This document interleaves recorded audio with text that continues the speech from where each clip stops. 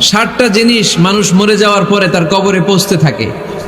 ইন্না মিম্মা ইয়ালহাকুল মুমিন মিন হাসানাতিহি বা'দা মাউতিহি, মানুষ মরে যাওয়ার পরেও যে 60টা জিনিস তার কবরে পৌঁছায় তার মধ্যে একটা হচ্ছে মসজিদান বানাহু, সে যে মসজিদ বানিয়ে গিয়েছে ওই মসজিদের সওয়াব। সুবহানাল্লাহ পড়েন। আপনি টাকা দিয়ে মসজিদ বানিয়ে দিলেন, ওই মসজিদে মুসল্লিরা নামাজ পড়ে, রোজাদাররা এসে ওখানে ইফতার খায়, তাহাজ্জুদ আদায়কারীরা তাহাজ্জুদ পড়ে, তাদের সওয়াবের কমতি হবে না, কিন্তু তাদের সওয়াবের একটা পার্সেন্টেজ সওয়াব যে ব্যক্তি মসজিদ বানালো তার আমলনামায় আল্লাহ ঢুকিয়ে দেয়। এজন্য বেশি বেশি মসজিদ বানাতে রাজি আছেন তো? তাহলে মসজিদ আবাদ করার প্রথম মাধ্যম হচ্ছে মসজিদ বানানো। 2 নম্বর মাধ্যম হচ্ছে মসজিদে যেয়ে জামাতে সালাত আদায় করা। জামাতে সালাতুল জামাআ তাফদুলু সালাতাল ফাযযি বি27 দারাজা। ঘরে নামাজ পড়লে একা একা পড়লে যেই সওয়াব, জামাতে পড়লে 27 গুণ বেশি সওয়াব। আর 3 নম্বরে মসজিদের সাথে সম্পর্ক জুড়ে দেওয়া, হৃদয়টা যেন সবসময় মসজিদের সাথে লেগে থাকে। আল্লাহর হাবিব সাল্লাল্লাহু আলাইহি ওয়াসাল্লাম বললেন, সাবআতুন ইউযিল্লুহুমুল্লাহু ফি যিল্লিহি ইয়াওমা লা যিল্লা ইল্লা যিল্লু। 7 শ্রেণীর ব্যক্তিকে আল্লাহ তাআলা কিয়ামতের দিন আরশের নিচে ছায়া দিবে, যেদিন আল্লাহর আরশের ছায়া ছাড়া কোনো ছায়া পৃথিবীতে থাকবে না। সেই দিনটা কি এই দিনের মতো? কিয়ামতের দিনটা আজকের এই দিনের মতো হবে? 50,000 বছর হবে। এটা লেন্থ, এটা ডিউরেশন। কাআন সাফসাফা লা তারা ফিহা ইওয়াজা ওয়ালা আমতা, লেভেল প্লেইং ফিল্ড, তামার জমিন। একটু কল্পনা করেন তো ওই দিনটা কত ভয়ঙ্কর। বাবা ছেলেরে চিনবে না ওই দিন, ছেলে বাবারে চিনবে না, স্ত্রী স্বামীকে চিনবে না, স্বামী স্ত্রীকে চিনবে না, পীর সাহেব মুরিদ চিনবে না, মুরিদ পীর সাহেবকে চিনবে না, নেতা কর্মীকে চিনবে না, কর্মী নেতাকে চিনবে না। হায় হায়, ইয়া নাফসি ইয়া নাফসি বলে কাঁদবে। সূর্যটা মাথার কাছে চলে আসবে, সূর্যের তাপে মাথার মগজগুলো গলে গলে নাকের ছিদ্র আর কানের ছিদ্র দিয়ে টপ টপ করে বেয়ে বেয়ে পড়বে। তৃষ্ণায় মানুষগুলো পাগল পাড়া, জিহ্বাটা বের হয়ে নাভি পর্যন্ত ঝুলতে থাকবে। সেদিন সবাই পাগলের মতো ছুটতে থাকবে, কোনো ছায়া নাই আল্লাহর আরশের ছায়া ছাড়া। আল্লাহর হাবিব বললেন 7 শ্রেণীর ব্যক্তিকে আল্লাহ তাআলা আরশের নিচে ছায়া দিবেন।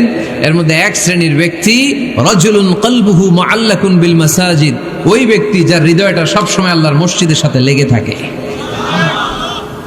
মসজিদের সাথে যার হৃদয় লেগে থাকে তাকে আরশের নিচে ছায়া দিবে কে? এজন্য মসজিদের সাথে যেন আমাদের হৃদয়গুলো লেগে থাকে।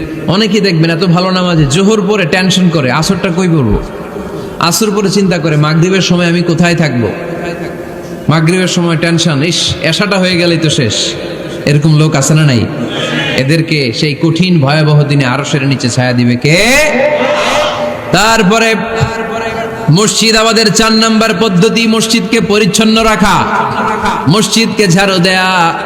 মসজিদকে যারা পরিষ্কার করে তাদের হৃদয়ের যন্ত্রণা দূর করে দেয় কে?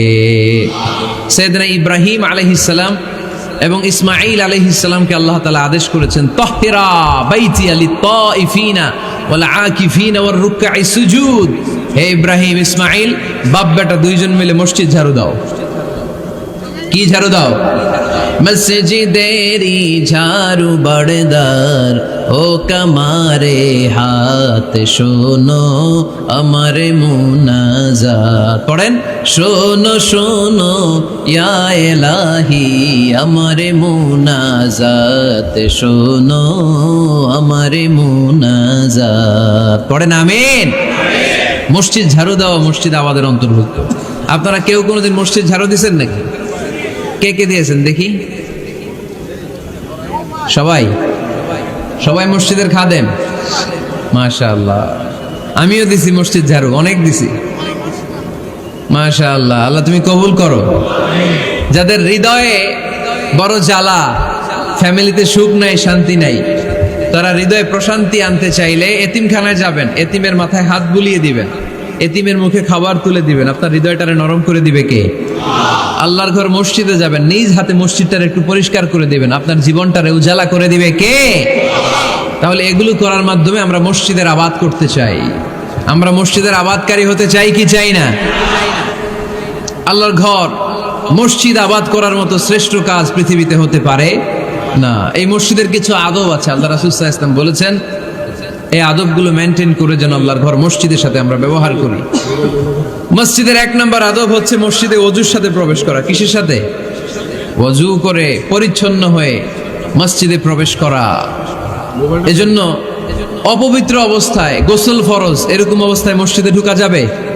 কথা বলেন, ঢোকা যায়? যেই নারীদের মাসিক চলতেছে, মেনস্ট্রুয়েশনাল পিরিয়ড চলতেছে, ওই নারীদের পক্ষে মসজিদে ঢোকা জায়েজ আছে? নাই। তাহলে এটা হলো 1 নম্বর আদব। মসজিদে ঢোকার সময় কি করে ঢুকবো? ওযু করে। আওয়াজ করে বলেন, কি করে ঢুকবো? ওযু করে।